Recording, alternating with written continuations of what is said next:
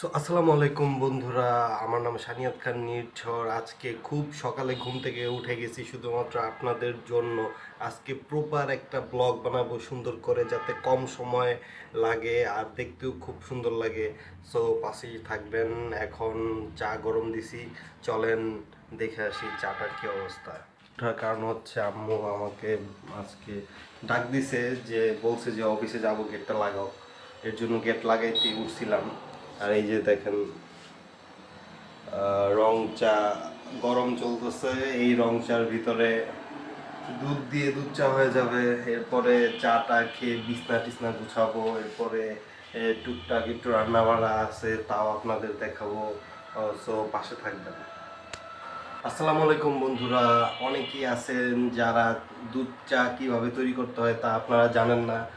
আজকের ভিডিওটা শুধুমাত্র আপনাদের জন্য। হাসাহাসির কিছু নাই, অনেকেই আছে চা বানাতে পারে না। আপনারা দেখুন চা বানানোর জন্য কি করতে হয়। হচ্ছে আপনারা পানি নেবেন, পানির মধ্যে অল্প অল্প সামান্য পরিমাণে চা পাতা দিয়ে দিতে হবে এটার ভিতরে। কারণ যদি বেশি চা পাতা আপনারা দেন সেক্ষেত্রে তিতা হয়ে যাবে, বুঝতে পারছেন? আমি চা পাতা দিয়ে দিছি। চা পাতা দেওয়ার পরে যখন এটা উতলাই, এই যে দেখুন চাটা কিভাবে উতলাইতেছে। যখনই এইভাবে উতলা যাবে তখনই চুলা থেকে নামায় ফেলতে হবে। এখন বন্ধুরা, এই যে গরম এই রং চাটা আছে, এটা ছাঁকনি দিয়ে সুন্দর মতো ছাঁকতে হবে। ছাঁকনি দিয়ে ছেঁকে এখন এটার ভিতরে দিয়ে দিতে হবে হচ্ছে গুঁড়া দুধ। আমি দুধটা একটু বেশিই খাই, এর জন্য একটু বেশি দিলাম। আপনারা যতটুকু খাবেন ততটুকুই দিবেন। আর চিনিটাও আমি একটু বেশি পরিমাণেই খাই, ধরতে পারেন শরবতের মতো, বুঝতে পারছেন? এরপরে এই যে যখন নাড়াবেন, নাড়ানোর পরে ইজিলি হয়ে যাবে আপনাদের দুধ চা। আপনারা একটা টিপস ফলো করবেন, সেটা হচ্ছে যে চা পাতিটা যত জাল দিবেন চাটাও তত বেশি ঘন হবে, বুঝতে পারছেন? তো এই হচ্ছে বিষয়, দেখছেন আমার দুধ চা কিন্তু হয়ে গেল। টিং। ফ্রেন্ড, দুধ চা তো বানিয়ে ফেললাম। এখন দুধ চা খাবো হচ্ছে পাউরুটি দিয়ে, তারপরে ঘরটর গুছাবো। তখন আমি আসতেছি আপনাদের মাঝে, ততক্ষণ আপনারা সাথেই থাকুন। ভিডিওটা লাইক করে দিবেন, শেয়ার করে দেন এবং সাবস্ক্রাইব করে দিন আমার এই ভিডিওগুলো, যাতে নিত্য নতুন আপনারা এরকম ভিডিও আরও দেখতে পারেন। ফ্রেন্ড, খাওয়া দাওয়া শেষ, সোনার বাংলাদেশ ব্রেকফাস্ট ডান। এখন এই যে দেখেন রুমের অবস্থা অনেক খারাপ। রুম গুছাইতে হবে, তারপরে রুম ঝাড়ু দিব। আর আজকে একটা নতুন কাজ করব, সেটা হচ্ছে এই ঘরটাকে পুরো মুছবো আমি। ঠিক আছে, পানি দিয়ে কিভাবে রুমটাকে আমি পরিষ্কার করি আর সেটা আপনারা দেখুন, পাশে থাকুন।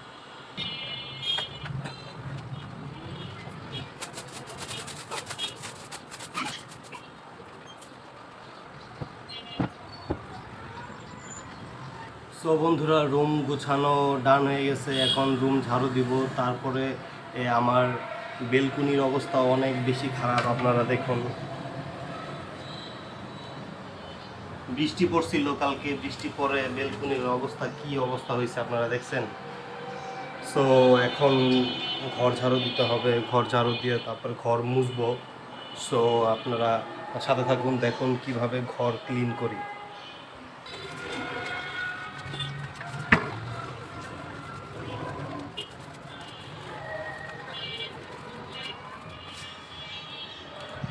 বন্ধুরা, আমার বেলকনি পরিষ্কার হয়ে গেছে, দেখুন আপনারা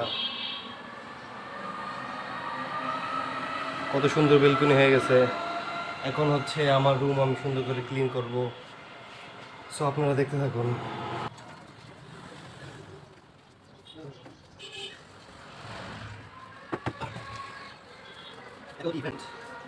নিজের রুম, নিজের ঘর, নিজের বাড়ি পরিষ্কার করার মধ্যে আলাদাই একটা মজা আছে।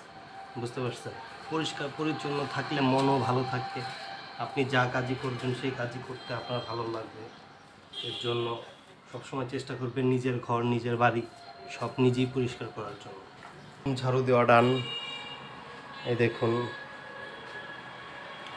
আমার রুম ঝাড়ু দেওয়া হয়ে গেছে, এখন আম্মুর রুম ঝাড়ু দিব, তারপরে পাখের ঘর, তারপরে হচ্ছে ডাইনিং টেবিল, সব কিছু ঝাড়ু দিয়ে তারপরে আপনাদের সামনে আসতেছি, দেখতে থাকুন। সো বন্ধুরা, চলে আসলাম আম্মুর রুমে। আম্মুর রুমের অবস্থা অনেক খারাপ, দেখেন রুমের অবস্থা অনেক খারাপ। আম্মু তাড়াহুড়ো করে অফিসে চলে গেছে। তো এখন রুমটা ক্লিন করব, তারপরে রুমটা ঝাড়ু দিব, আপনারা দেখতে থাকুন।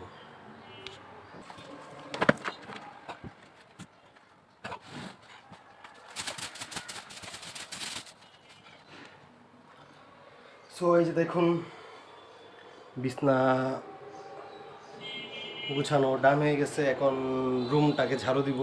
রুমটাকে ঝাড়ু দিয়ে দেন বিলকনিটাও ঝাড়ু দিতে হবে। সো দেখতে থাকুন।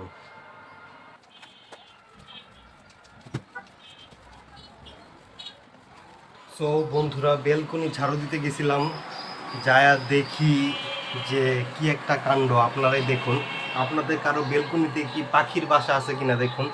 এই যে দেখুন পাখির বাসা, পাখি বাথরুম করে কি অবস্থা করছে আপনারা দেখছেন। আর আপনাদের পাখির বাসাটা আমি আপনাদের দেখাই, আপনিও অবাক হয়ে যাবেন যে এত সুন্দর জায়গায় পাখিরা বাসা করছে আর এবং নিশ্চিন্তে ওরা আছে। আমি জানিও না কতদিন ধরে এখানে আছে ওরা। দেখুন এই যে ওরা, এই যে উপরে, এই যে উপরে, এই যে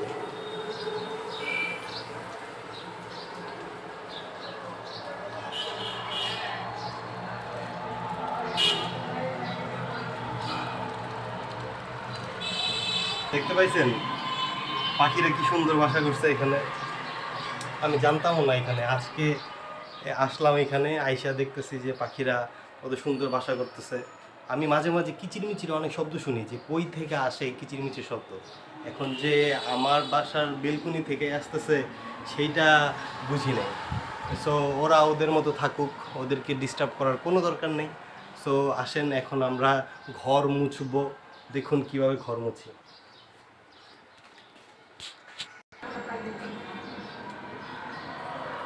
সো বন্ধুরা, সবার আগে বেলকনি মুছতে হবে, কারণ বেলকনি যদি আগে মোছা না হয় সেই ক্ষেত্রে পরে মুছলে সকল ময়লা বেলকনির ফ্লোরের মধ্যে চলে আসবে। এর জন্য আগে আমি বেলকনি পরিষ্কার করব, তারপরে হচ্ছে রুম।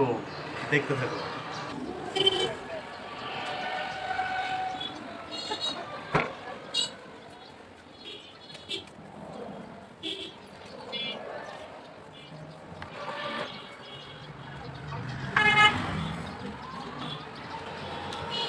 সো বন্ধুরা, বেলকনি পরিষ্কার করা ডান।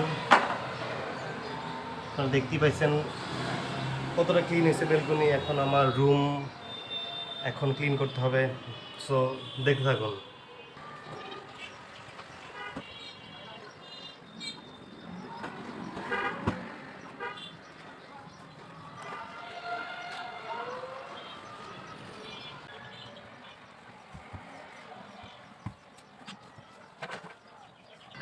সো বন্ধুরা, চলে আসলাম এখন আম্মুর রুমের বেলকনিতে। আগে বেলকনিটাকে সুন্দর করে পরিষ্কার করব, তারপর হচ্ছে আম্মুর রুমটা, তারপরে ডাইনিং টেবিল, তারপর হচ্ছে আমাদের কিচেন, তারপরে আমার ধোয়াধুয়ির কাজ শেষ, এরপরে হচ্ছে রান্না করার কাজ হবে।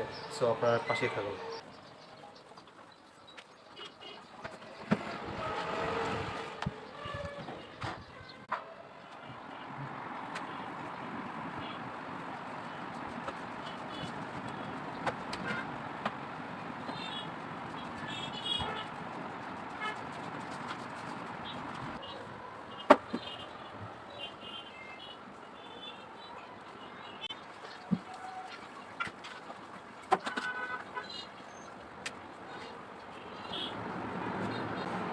সো বন্ধুরা, ডাইনিং টেবিলও ডাইনিং রুমও পরিষ্কার করা ডান। এখন হচ্ছে পাকর ঘরটাও যদি পরিষ্কার হয়ে যায় তাহলে আমার গুছানো সম্পূর্ণ হয়ে যাবে।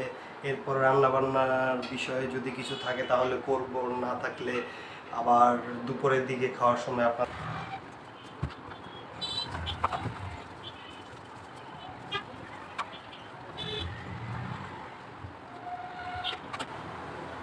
সো বন্ধুরা, পাকের ঘরও আমার পরিষ্কার করা ডান। এখন হচ্ছে একটু রেস্ট করব, তারপর আপনাদের মাঝে আবার আসতেছি। ফিল্টার পুরা খালি, ফিল্টারে কোনো পানি নাই, তো এখন ফিল্টারে পানি ভরবো। পানি ভরে তারপরে ভাত রান্না করব গাইস। আর তরকারি আগে থেকে রান্না করা ছিল, এর জন্য আজকে আর তরকারি রান্না করতে হবে না। সো পাশে থাকুন আপনারা।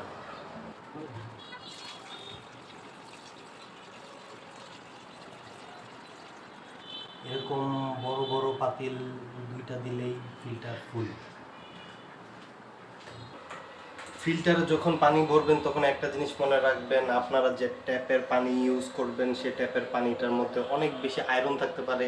এর জন্য ট্যাপটাকে এইভাবে কাপড় দিয়ে আটকাই দিবেন যাতে কিছুটা আয়রন কম থাকে। এতে কি হবে, আপনার যে ফিল্টারের যে ঢাকনাটা আছে ওই ঢাকনাটা সুরক্ষিত থাকবে, ময়লা কম হবে। বুঝতে পারছেন? সো এর জন্য ট্যাপের ভিতরে এইভাবে কাপড় দিয়ে রাখবেন। ওকে, সো এখন ভাত বসাবো, দেখতে থাকুন।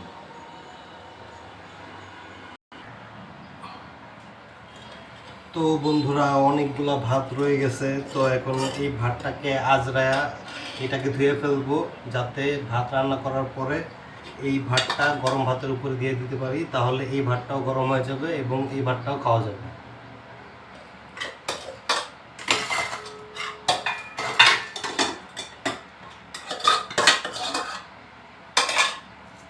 যে এটা পরে গরম ভাতের উপরে দিয়ে দেবো।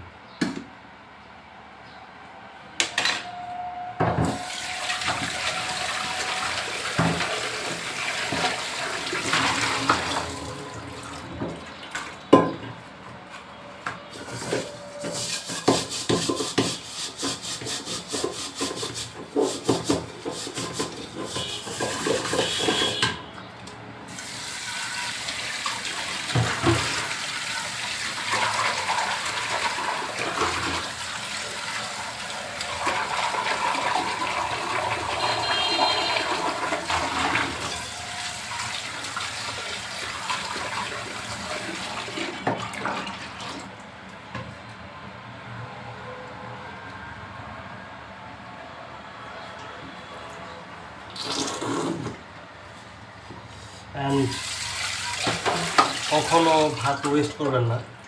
ভাত ওয়েস্ট করা খারাপ, নষ্ট করা ঠিক না। সো যতটুকু চেষ্টা করবেন ভাত বাঁচায় খাওয়ার জন্য, ভাত যাতে নষ্ট না হয়।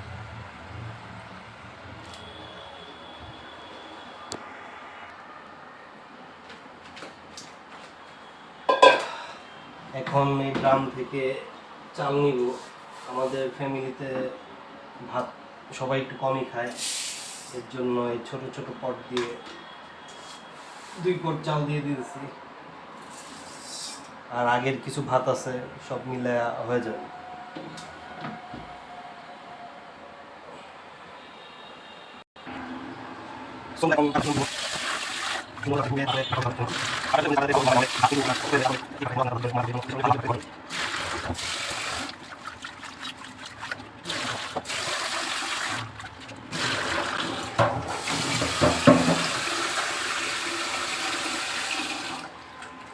সো বন্ধুরা, আমরা যেহেতু বসা ভাত রান্না করি, এর জন্য আমরা তো মার গালি না, কারণ ভাতের যত পুষ্টি উপাদানগুলো আছে সবগুলো আমরা গ্রহণ করি নিজেদের ভিতরে। এর জন্য বসা ভাত করার জন্য এই আঙ্গুলের 1 কর পরিমাণে পানি দিতে হবে, তাহলে বসা ভাতটা রেডি হবে।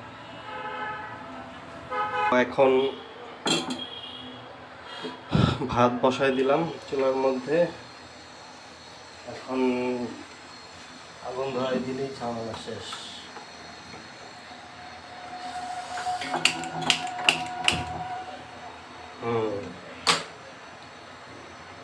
তো এখন ভাতটা বসায় দিলাম। এই ভাতটা যখন হয়ে যাবে তখন এইটুকু ভাত এটার ভিতরে দিয়ে দিব।